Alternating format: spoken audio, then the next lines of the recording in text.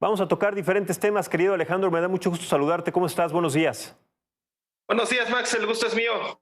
Oye, pues tenemos una baraja de temas, si te parece, vamos a iniciar. Mira, para venir con la seguida de lo de Alejandro Moreno, que me parece que todavía da mucho de qué hablar, sobre todo por la visita que está haciendo a Europa con el presidente del gobierno español, Pedro Sánchez, que dice que es una gira de trabajo. Me parece que sigue siendo un personaje oscuro, malicioso, perverso, que tiene o que está viviendo fuera de la realidad y el contexto de lo que necesita nuestro país.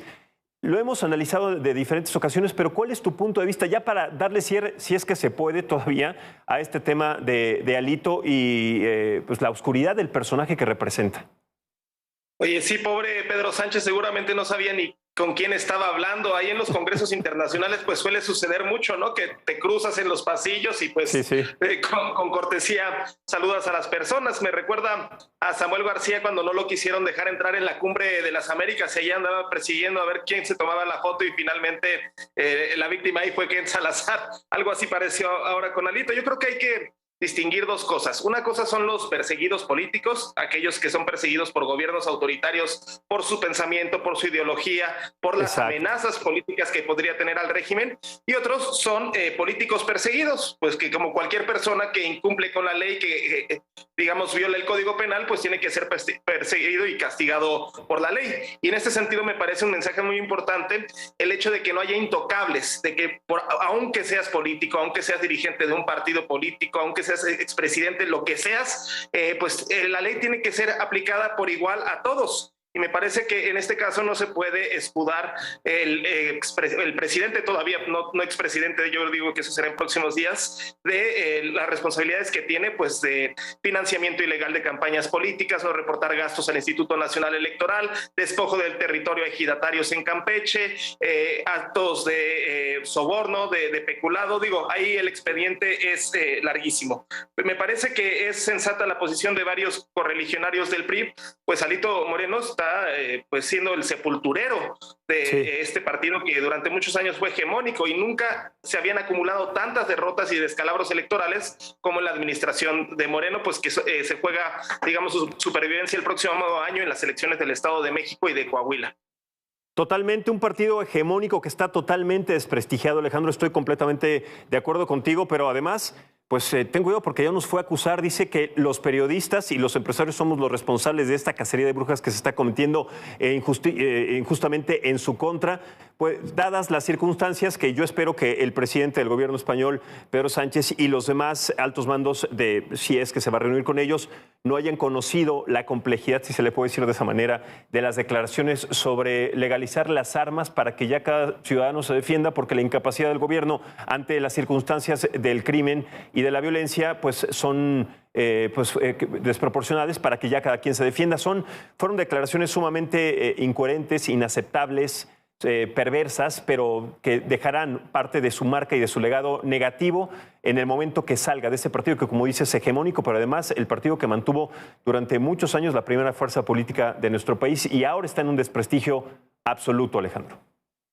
Max, es interesantísimo lo que dices, porque efectivamente esto era una cortina de humo, ¿no? Lo de la legalización de la aportación de armas en México, que ni siquiera era respaldada por los diputados y senadores de su partido, pero sí llama mucho la atención el descaro de semanas después de haber presentado esta iniciativa públicamente, apersonarse en Ginebra, en la oficina de Michelle Bachelet, que es la representante de los derechos humanos de la Organización de Naciones Unidas, para supuestamente introducir una carta sobre violación a derechos humanos y persecución política aquí, cuando él ha propuesto una medida, pues que si de por sí el país tiene problemas serios de violencia, esto no haría más que incrementar la tasa de homicidios cuando la idea sería revertirla a través de políticas de desarme.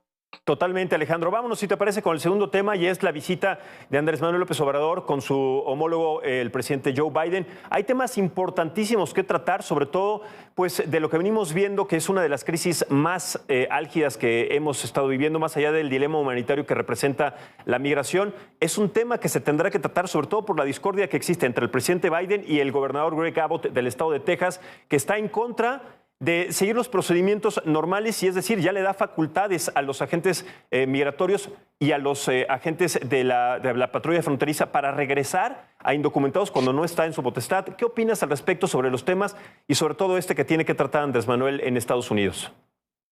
Totalmente, yo creo que si algo ha quedado a deber la agenda regional de América del Norte es un nuevo paradigma en el tema de migración. Seguimos en la idea de detener los flujos de migrantes cuando no aceptamos una realidad, que es mientras haya estas brechas salariales y esta necesidad de fuerza laboral en el norte y esta oferta de fuerza laboral en los países de Centroamérica y de México, pues la migración va a ser un fenómeno consustancial, natural a la economía y digamos, a la realidad de la región. Entonces yo creo que es una muy buena oportunidad del presidente López Obrador para plantear con nuestros principales socios comerciales un tema que nos atañe a todos, que es el de la migración, que ya tiene que superarse este paradigma de, digamos, la seguridad y el bloqueo de fronteras e ir pensando más bien en atacar las causas estructurales que originan la migración, como es la falta de empleo, la falta de oportunidades de desarrollo en los países de origen, pero también reconocer que Estados Unidos requiere esta fuerza laboral. ¿Y por qué no entonces pensar en un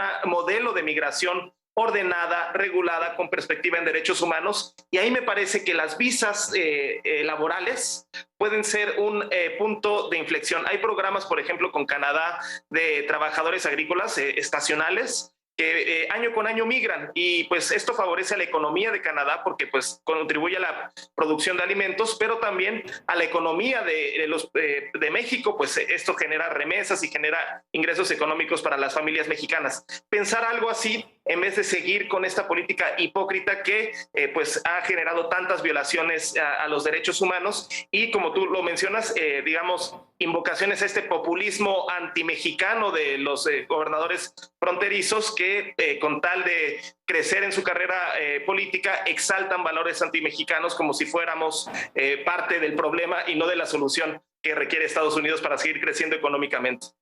Definitivamente. Y hablando de temas económicos, que también es otro tema que se tendría que tratar, y lo voy a ligar directamente a la inflación y al tema de la inflación que está viviendo nuestro país, también se sabe que hay algunas demandas, inclusive de empresarios de las industrias en nuestro país, porque se dice que no se están llevando de acuerdo los tratados que se habían establecido en algún momento con el Tratado de Libre Comercio, y que buena parte justamente de ese desencuentro o de esa falta de acuerdos han desencadenado en parte de lo que ahora es la inflación. El Índice Nacional de Precios al Consumidor sabemos que ha establecido y ha pronosticado que en el tercer trimestre inclusive se puede llegar a disparar una cifra no vista en 21 años del 8.3 inclusive. ¿Qué opinas al respecto? Y también sobre los acuerdos que se tienen que tratar en este aspecto también para tener mejores condiciones en nuestro país, sobre todo en el grado agropecuario.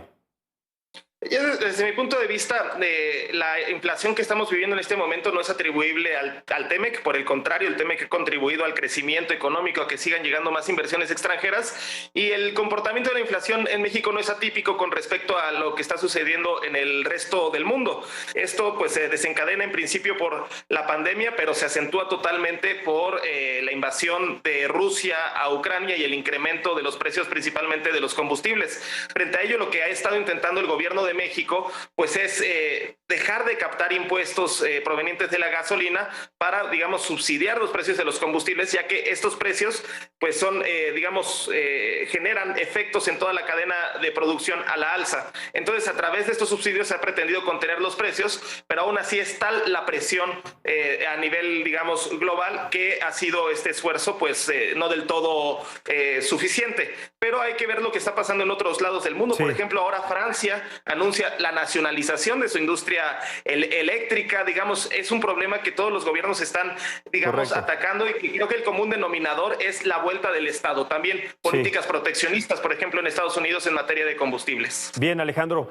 Bueno, pues muchísimas gracias por este encuentro. Nos faltó Ibabel, pero la próxima vez la incluimos también en esta conversación. Un abrazo y buenos días. Qué gusto saludarte, Max. Aquí estamos. Igualmente, gracias.